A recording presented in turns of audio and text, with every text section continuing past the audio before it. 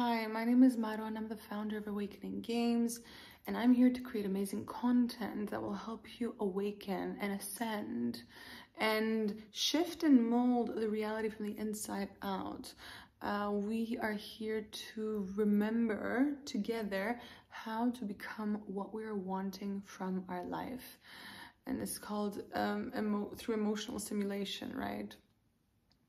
So we actually recreate the energetic field from within so that we can actually tune in to the version of self experiencing the reality we're wanting.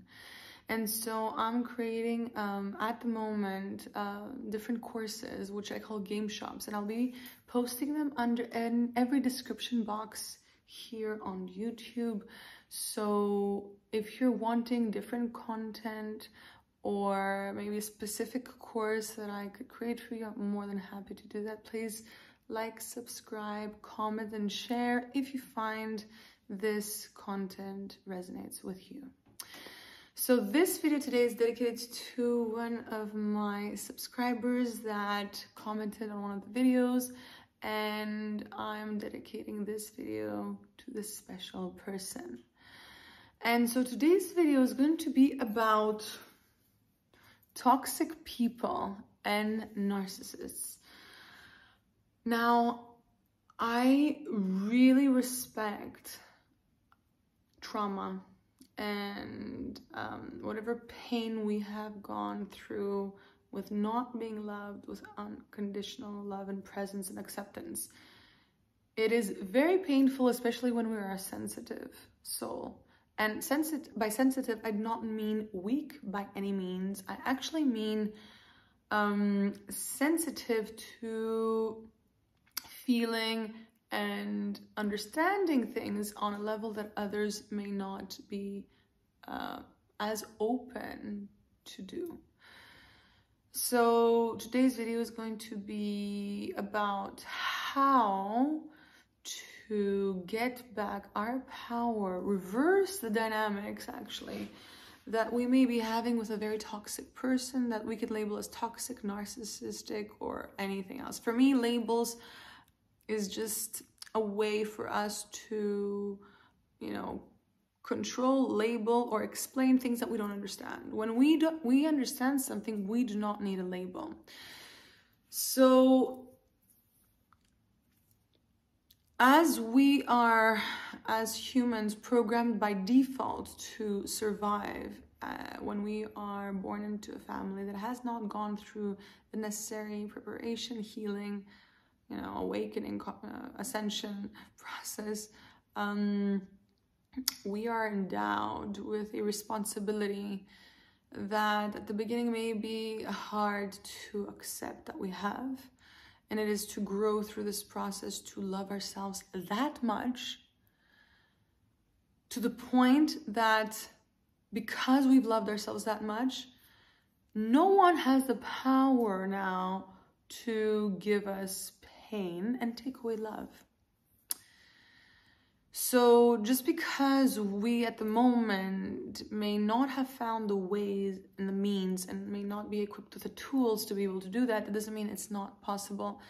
And I'm saying this because I myself have gone through trauma and emotional abuse, like most of us have. If we're not cultivating, with awareness, empathy, and compassion, and those kind of virtues, it is highly unlikely that people around us have these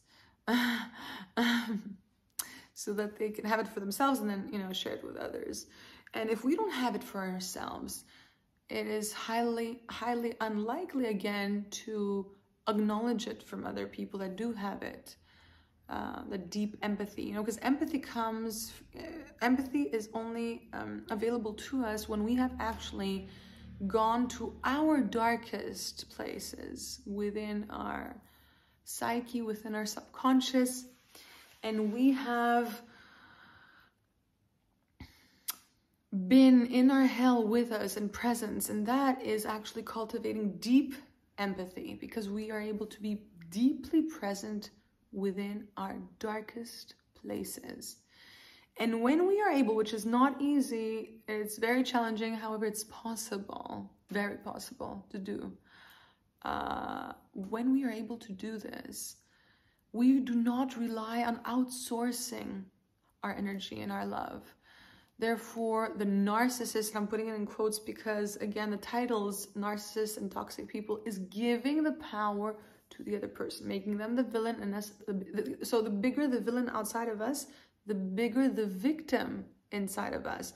The more we understand that we as the victim, again, because these are just hats, so we can actually kind of understand, right? So the more we as the victim own our responsibility and we take our power back that we have given off because for some reason we have forgotten ourselves in the drama triangle, we shift this dynamic from the drama triangle to the thrive triangle. So my question is for whoever has felt like a victim, if you were able to fully feel loved and empowered, and when something would hurt, you would know how to self-soothe and fill you up with empathy and compassion from yourself, would the narcissist or toxic person have that kind of power on you? Would you feel like the problem is a lot smaller or maybe solved? Now, before we get to that place, I'm sorry, like it's really hot in Athens, Greece. We are going through an immense heat wave, and I've turned off the air conditioning because that way there's no background noise, and it's kind of like, you know, but I still want to do this video. I still want to do it. Okay, so back to the how we shift the dynamics when we are dealing with toxic people and narcissistic behavior. We would want, before we go and, you know, so the first step to actually giving our power back to ourselves is to first allow to get upset, angry, and fully feel whatever it is that we're feeling. Taken advantage of, anything that we are feeling, anger, sadness, shame, disappointment, whatever it is we're feeling, to validate our experience and to learn through validating how to self-soothe. Therefore, there is this inner child, this emotional pain body that's needing somebody's love, somebody's presence. And as long as we are not knowing how to do this, then they look like a worse person, the worse they look. The more we are able to take care of this pain and love ourselves to the point where we feel completely fulfilled with love and safe in our bodies, they don't have that power on us. So it's more about owning our responsibility, that we are able to shift this dynamic.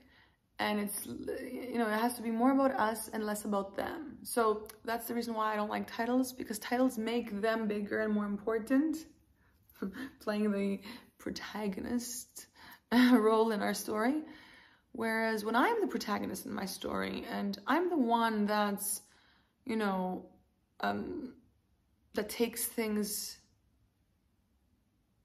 personally. Okay, so if this person, this toxic person, narcissistic person, has this much love to give themselves and they cannot give anymore. So they have a lot of, reactivity. They have a lot of outbursts of anger, perhaps, of maybe they're condescending, maybe they're dismissive. This is how they treat themselves. Now, if I'm expecting this person to love me, then I will be, stuck in suffering. It's impossible. We cannot expect for people that do not have empathy and self-awareness for themselves to have it for us. But the only reason why we're deprived of love and we're thirsty and hungry for love and compassion and empathy from the outer world is because we are resisting the empathy and the compassion and the self-love that we can give ourselves. And the only reason why we're doing this is because we think we cannot do it. Whew.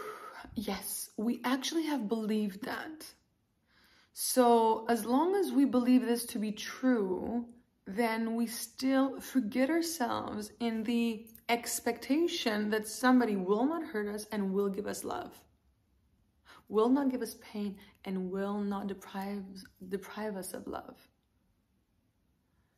And this, I believe that this whole narcissistic dynamic, a toxic people dynamic, is an amazing catalyst to trigger us into, devotion of self-love. Like, we're either going to get stuck in suffering from this kind of situation, this dynamic, or we're going to make it a mission in this life, as long as we choose to, right, to love ourselves and make it a priority, make it the most important thing.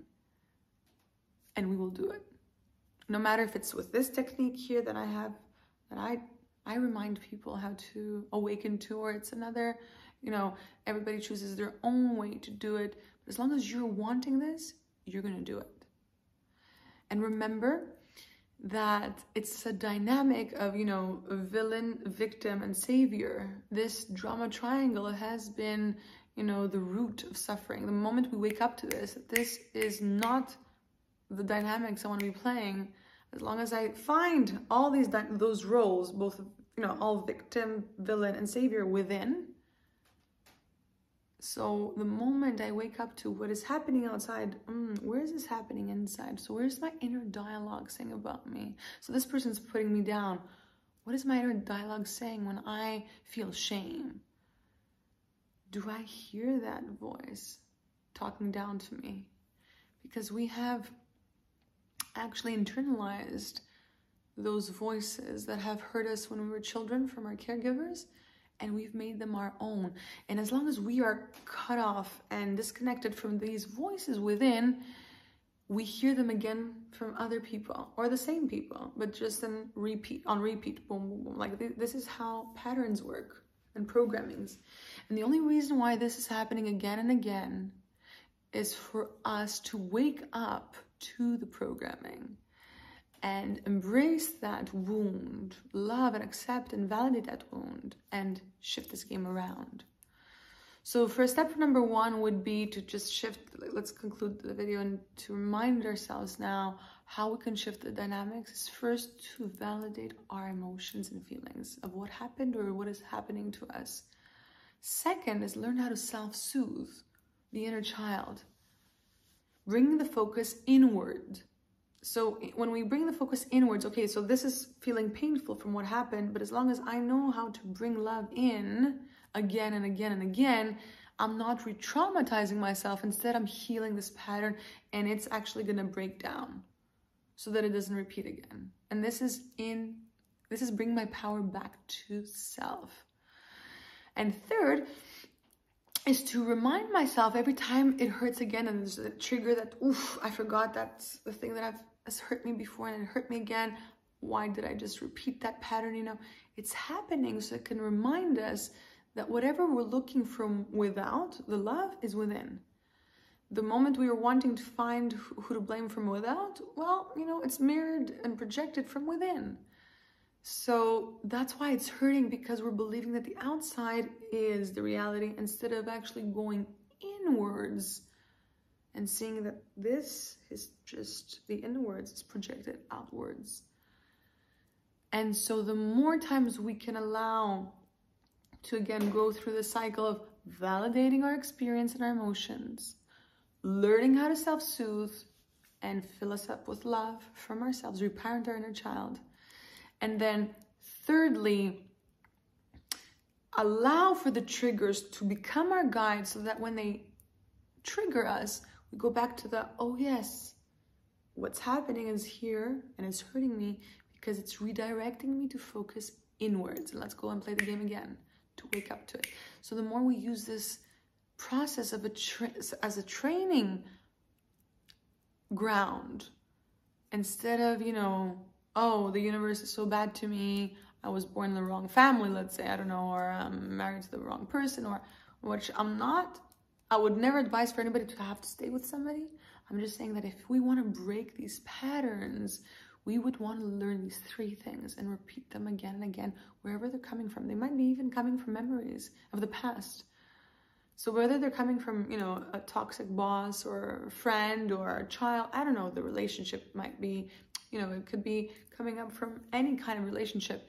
If we are able to self-validate, self-soothe, and remember to go and focus our energy and our focus inwards the moment we get a trigger, and we go into our sensations of our body and self-soothe again and validate ourselves again, we just do this on repeat, we reverse the drama triangle into the growth, thrive triangle. And if you want more information on this, don't hesitate to comment and follow me on social media. Let me know how this was. And if you want more information, I'm here for you.